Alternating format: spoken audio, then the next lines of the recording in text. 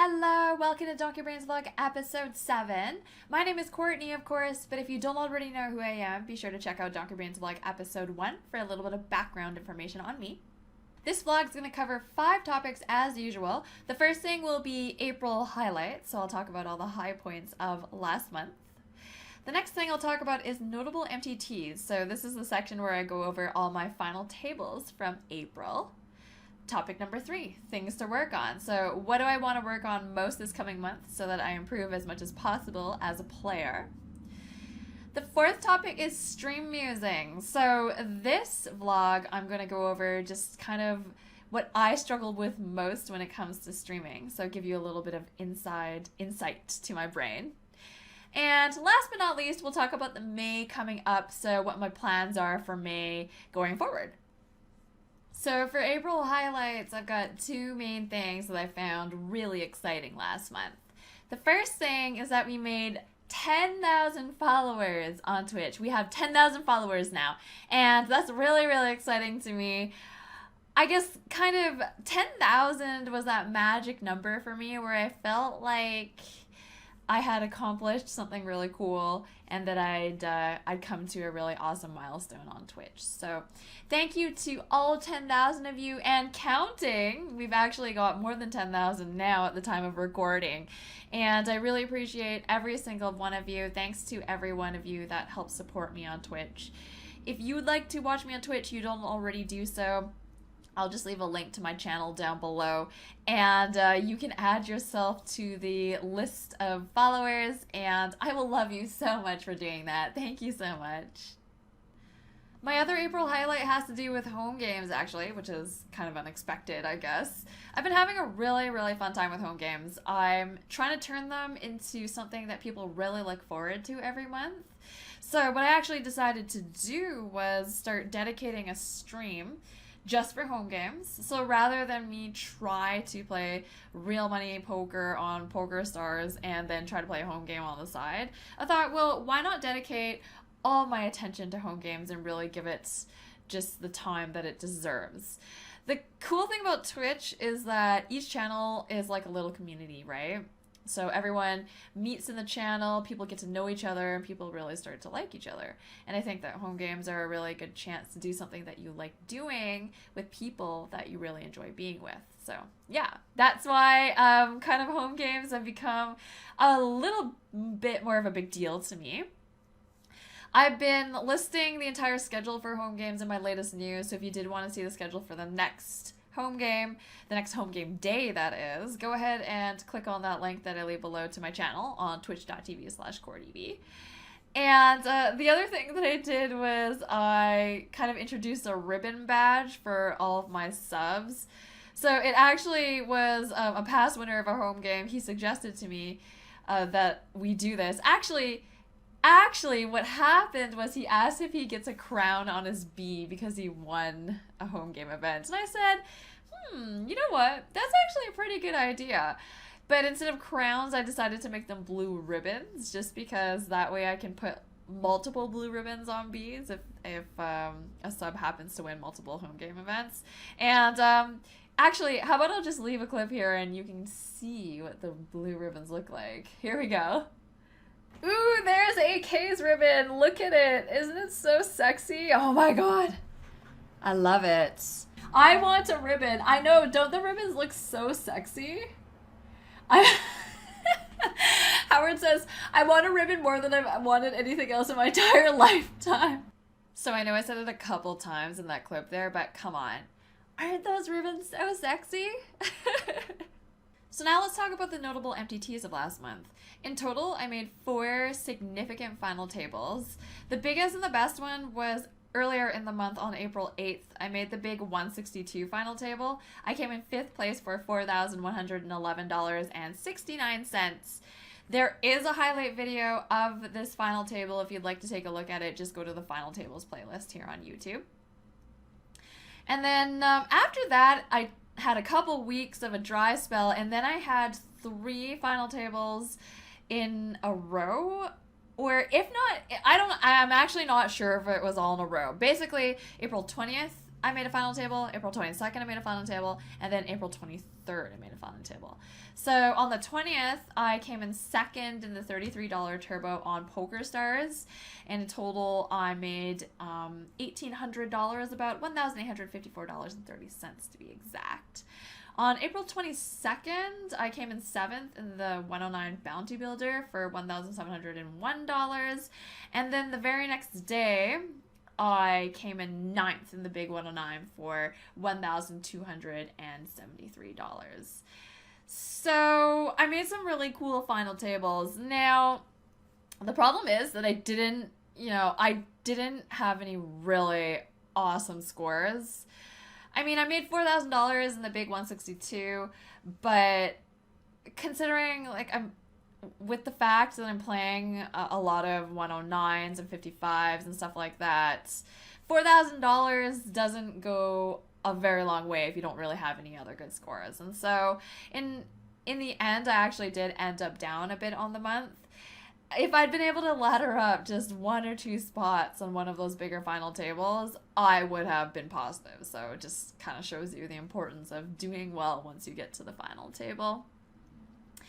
The other thing is that a third of my losses on the month were from spin and goes. Yes, I did start playing them again, and I'll talk about that later. So yeah, that's kind of the summary of the final tables that I made last month. And like I said, the Big 162 final table is highlighted. It's actually not highlighted. The entire final table is in the final table playlist. And I actually did make a highlight video for the $33 turbo as well if you wanted to take a look at that. So as usual, now that it's kind of the start of a new month, I'm considering what I want to work on and what I think is most important just for studying purposes. I mean, there's so many different things that I need to study, right? There's so many things that I need to improve when it comes to poker and MTTs. But you can't do everything at once. So you kind of got to pick and choose what you think is most important for the time being. One thing that I think is pretty important that I need to work on is my sizing. I'm definitely raising too big in certain spots, especially in multi-way pots. And I think it's because I'm really not used to being in pots with 4 or 5 other people. And when I have a good hand or something that I want to get value from, I raise a little bit too much. So that is something that I need to work on. Same thing, I guess, for pre-flop pots as well. When there's a raise and multiple calls, I have to work on my squeeze sizing a little bit. So that's one thing that I'm going to work on. The other thing is that my 3-bet stat is really, really too low. So I definitely have to figure out how to widen my 3-bet range and increase that stat a little bit because, yeah, it's just a little bit exploitable the way I've been playing the last couple of months as it pertains to my 3-bets. So I'm going to work on that. And then the other thing, of course, that I'm always working on is just push fold spots. And slowly, but surely, as we play more and more MTTs, we'll start to see all of the situations that are important, and I will get better and better. So yeah, those are the 3 main things that I plan on working on in May. Alright, for stream musings, I'm going to talk about the hardest thing about streaming for me, and that is the fact that all of my mistakes, 100% of them, are there on the screen for you to see. And the fact about learning a game, for example, I've been playing poker for a long time, but I come from a heads-up hyper sit and go background. That's what I've been doing the last few years, and then I decided to switch to MTTs, which I haven't played MTTs for like 5+ years. So I am relearning them, and learning a game comes with mistakes. So it's just been pretty interesting learning a game and having all my mistakes just out there for you guys to see. It opens me up, obviously, to a lot of criticism. A lot of people come into the chat and say that I'm really bad at poker because I'm making mistakes. And even though everyone makes mistakes and that's just the way it is, it's a little bit different when there's dozens or hundreds or even thousands of people there to see them. The thing I'm talking most specifically about is a really bad mistake that I made on the final table bubble of the Big 109. So this happened on April 23rd. I'm actually going to show you guys a clip of just me talking the day after it happened. So this clip will give you a rundown of the situation and will explain everything. So it's April 24th, the day after I came in 9th in the Big 109. It was actually a really great stream yesterday. I had tons of viewers, and it was pretty exciting going deep in the event. I'm really disappointed today, though. If you watched my stream, you'll know that I had a couple suspect hands at the final table, and I actually think I played most hands at the final table well, including the 6-5 of clubs that people didn't really like. I played that hand really well, but the one hand that I didn't play well was those pocket sixes, and I'll give you a really quick cliff notes of it. Basically, I had 5 big blinds in the small blind with pocket sixes, under the gun raised, and it was a short-handed table, and I folded. And yeah, it was a really, really bad fold. So at the time, I didn't know what to do for some reason, and I just folded because that's what I default to usually when I don't know what to do. I'll fold, and I'll figure it out later. It's an unfortunate hand to mess up there, because obviously it is final table bubble in a big event. And I know I made a mistake, and obviously the chat let me know that I made a really bad mistake. Overall, it's just really disappointing that it happened, and I felt really bad all of last night. I felt really bad pretty much this entire morning thinking about it, and it's just one of those things where I really wish I could go back in time and fix my mistake. And obviously, like, that happens to poker players a lot. And I just happened to be streaming at the time in front of 2,000 people, and pretty much all Twitch poker saw me make that mistake. So it's just something that I'm going through today. Feeling bad about that, and trying to get over it and remind myself that everyone makes mistakes, that I'm human. It's disappointing that I made a mistake like that in such a basic spot. Something that I reminding myself about is that I haven't been playing MTTs for that long, and in a spot like that, I might not even come across that spot very often. And so if I haven't run the numbers for that particular spot, I might not know it. And when I sit here now and I really think about it, it's obvious that it should have been an all-in, but in the heat of the moment, when I was distracted by chat, it was kind of one of those things where I guess I haven't seen that spot enough times, and it's not like ingrained in me like it would be in other MTT players' minds, because I haven't been playing for that long, and I don't know. I messed it up. So you can probably tell from that video that I was pretty down about the whole situation. I felt really, really bad the day of the mistake and the day after. I actually can't remember the last time I felt that bad about poker. I felt so terrible about it. When I look back now, though, it seems a little bit ridiculous that I felt that bad. But it's a learning experience. Everyone makes mistakes, as I've already said. That's just the way it is. And you just move on, learn from it, and don't make that mistake again in the future. So I feel pretty confident that I'm not going to be making any folds like that in the future, and that's the bright side. So yeah, I just thought I'd give you guys a little bit of insight and show you what I struggle with most when it comes to streaming. So, May. What's going to happen in May? It's a new month. What are the plans? Well, some bad news to start is that I am playing Spin and Goes again. Okay.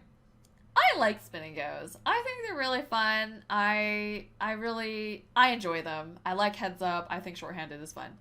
I just don't like how my mental game is in Spin and Goes, and I don't like how I just cannot seem to run well in them so far.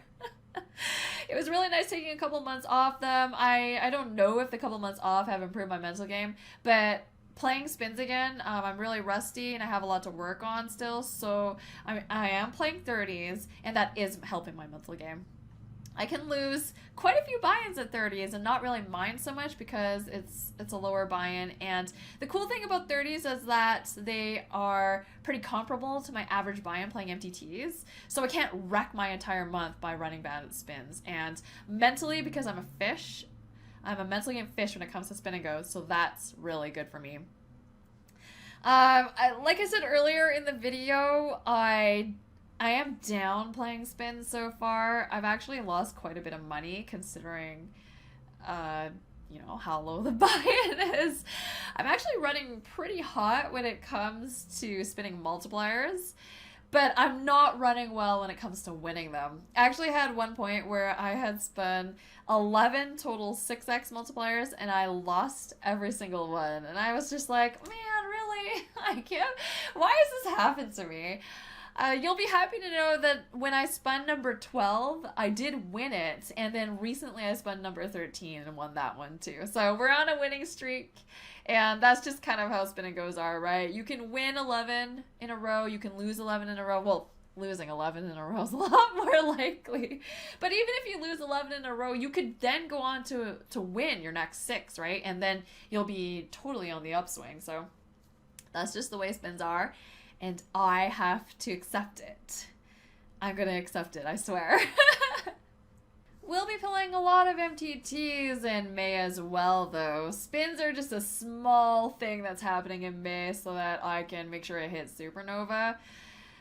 I'll be mostly playing MTTs, and May is Scoop month. So Scoop is the Spring Championship of Online Poker on PokerStars.